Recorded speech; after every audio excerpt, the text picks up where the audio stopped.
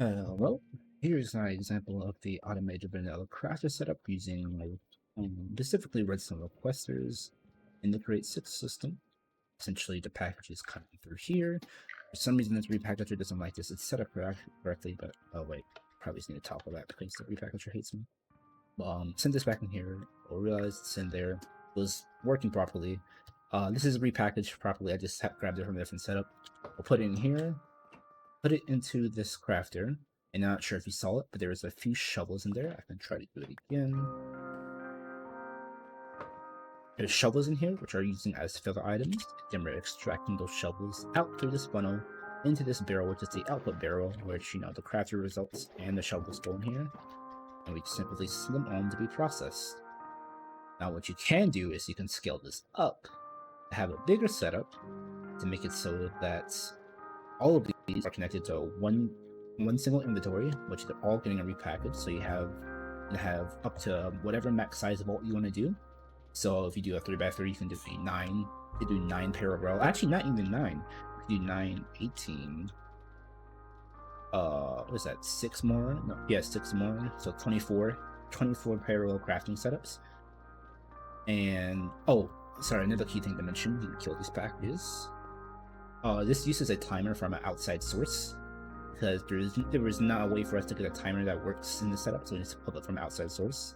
Or when we scaled it up, our timer is based off this observer.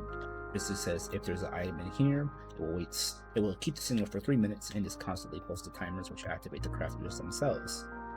Now in this setup, I have it set up so that it makes 10 bolts per request, 32 diamond swords per request, and 64 comparators per request. And this will happen 10 times due to this setup. And if I click this button, all the packages get sent to the bulk processing plant. This will turn it on and activate the crafters. And then you can see all the items and it's sent back out here and go back into storage. Now when that finishes, this vault will be filled up, you know, what is it called? 100 vaults. 320 diamond swords, and 64 redstone comparators. Now, another key to thing though is the reason we're using shovels is because they're an unstackable item and they're very cheap. You can do any unstackable item, or you can also do 64 of an item. I prefer to do shovels because they're a little bit cheaper and a little bit easier to manage than a stack of 64 multiple items. No matter how cheap the item is, it kind of is cheaper to make one of a thing than 64 of it.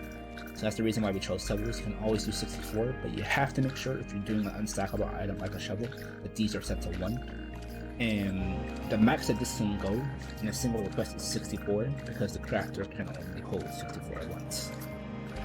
Yeah, as you wait for this to finish, well, it might take a bit for this to finish because it has a little bit of backlog. The crafters used to be faster on a different version, but now they're only as fast as 4 in-game ticks. They used to be 2 in-game ticks.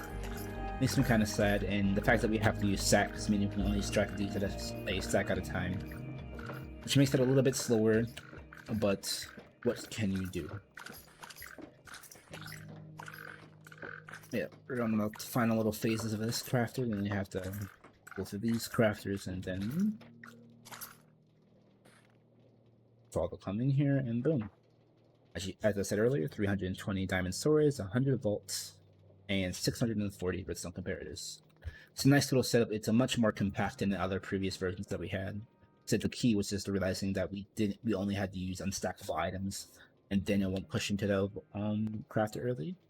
Besides that, everything is done. Thank you, Mango, for helping me out with this, and yeah.